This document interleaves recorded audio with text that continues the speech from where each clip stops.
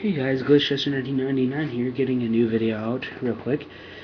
Today I wanted to show you guys my new Airsoft gun.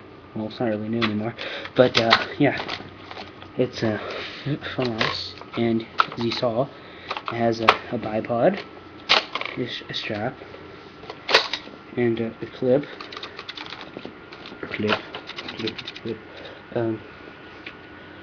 I can't really fire it right now because I'm out of BBs, but it looks really realistic and cool, and I wanted to show you guys it.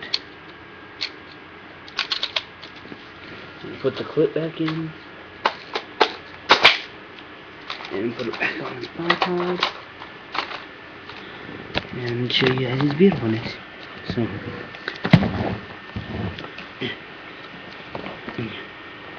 yeah, that's my gun. Yeah, I hope it's off right now, though. Anyways, yeah, it's my first video in a while,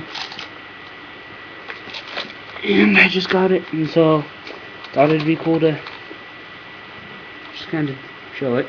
You know, it's my baby, and it has a full auto mode, also a single shot. And it's really fast, and it's like 420 FPS, I think.